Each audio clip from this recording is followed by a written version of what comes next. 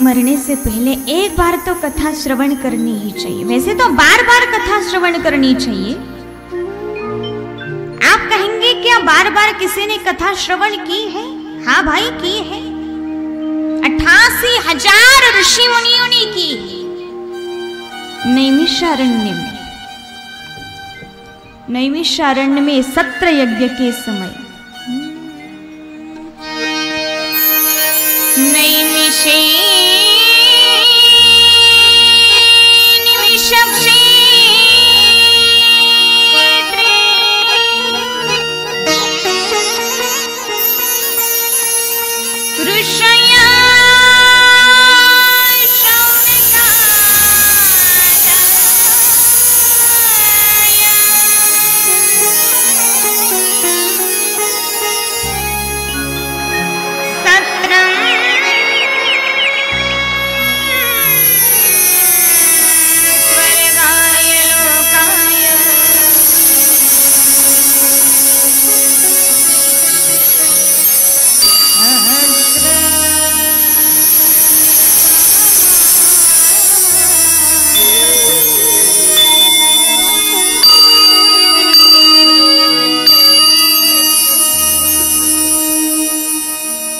एक कथा नैमिषारण्य में 88,000 ऋषि मुनियों ने श्रवण की है।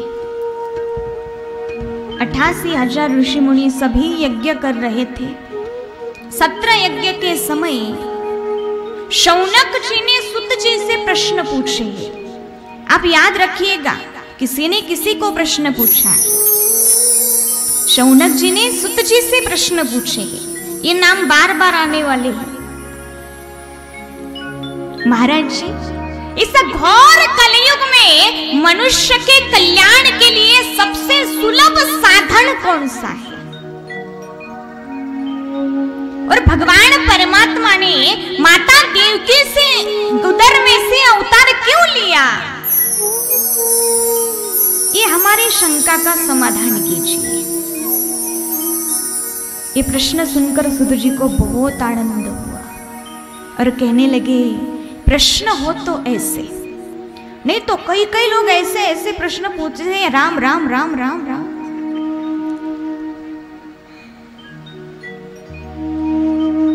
एक मास्टर इंस्पेक्शन के लिए आए। साहब इंस्पेक्शन के लिए आए स्कूल में। स्कूल में आने के बाद एक क्लासरूम में घुस गए। बच्चों को प्रश्न किया, बच्चों लंका किसने जलाई? अब ये प्रश्न क्या अभ्यासक्रम में होता है? फिर भी पूछा, अरे लंका किसने जलाई? सब बच्चे चिड़ी चुप। अरे बच्चों लंका किसने जलाई? एक को खड़ा किया, तू उठ खड़ा हो जा, लंका किसने जलाई? वो रोते रोते कहने लगा, साहब जी सच कहता हूँ, साहब जी सच कहता हूँ, मैंने लंका नहीं जलाई। दूसरे को खड़ा किया, तू बता लंका किसने जलाई? वो कहने लगा, साहब जी सच बोलता हूँ, साहब जी सच बोलता हूँ, हम दोनों साथ में ही खेल रहे थे, मैंने भी लंका नहीं जलाई। अब तो साहब जी को बड़ा क्रोध आ गया। डायरेक्टली क्लासरूम के बाहर, इतने में उनके टीचर आए। अरे मैंने बच्चों को प्रश्न पूछा, लंका किसने जलाई? एक कहता है मैंने नहीं जलाई, दूसरा कहता है हम साथ में खेल रहे थे। ये क्या जवाब हुए?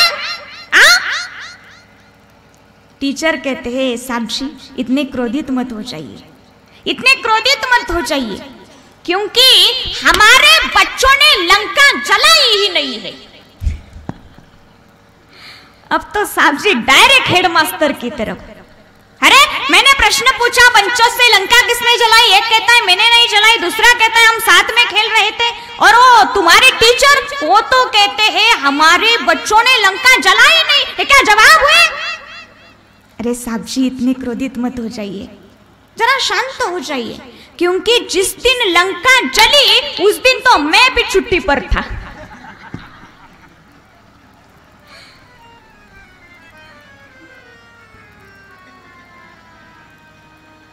ऐसे प्रश्न पूछते हैं।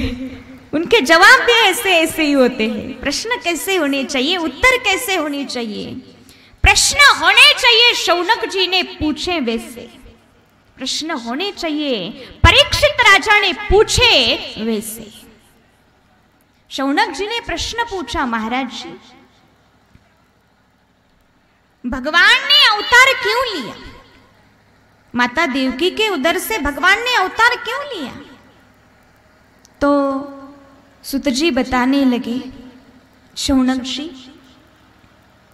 पहले तो मैं शुकाचार्य जी को वंदन करूंगा, बाद में आपके सवालों का जवाब दे दूंगा। और शुकाचार्य जी को वंदन करने लगे। यम प्रव्रजन् तमनुपेतमपेत कृत्यम् द्वैपायनो विरह कातर आजुहा।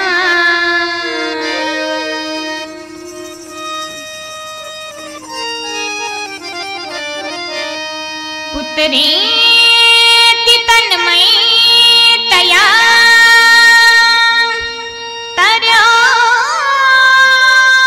तरोभिनेदु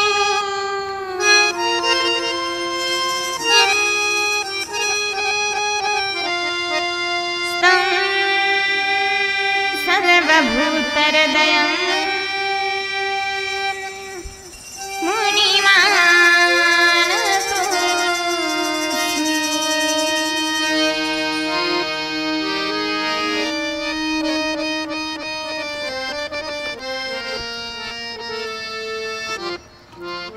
तब सुत जी भगवान के अवतार बताने लगे। भगवान के 24 अवतार मुख्य है। भगवान का पहला अवतार है सनक सनंदन सनातन सनत कुमार। नाम तो 4 है लेकिन अवतार एक है, सनक सनंदन सनातन सनत कुमार। भगवान का दूसरा अवतार है वराह अवतार। भगवान का तीसरा अवतार है नारद अवतार। भगवान का चौथा अवतार है नर नारायण। भगवान का 5वां अवतार है कपिल अवतार। भगवान का 6ठा अवतार है दत्त अवतार। भगवान का 7वां अवतार है यज्ञ अवतार। भगवान का 8वां अवतार है ऋषभ देव।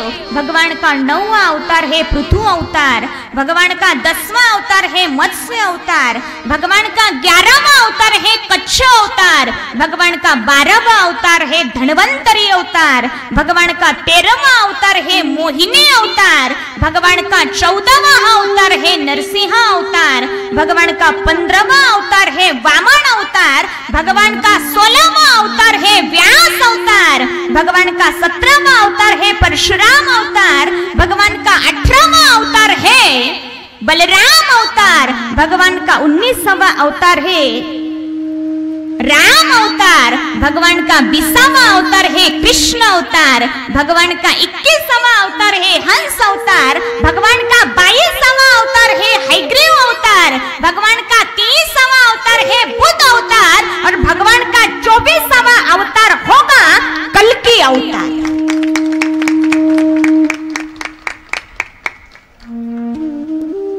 जैन तीर्थंकर है 24। जैन तीर्थंकर है 24। वेदांती तत्व मानते हैं 24। भगवान दत्त प्रभु के गुरु है 24।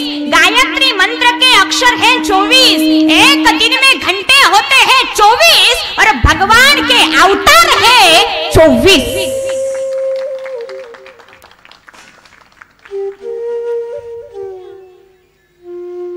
ये अवतार शब्द कैसे बना है?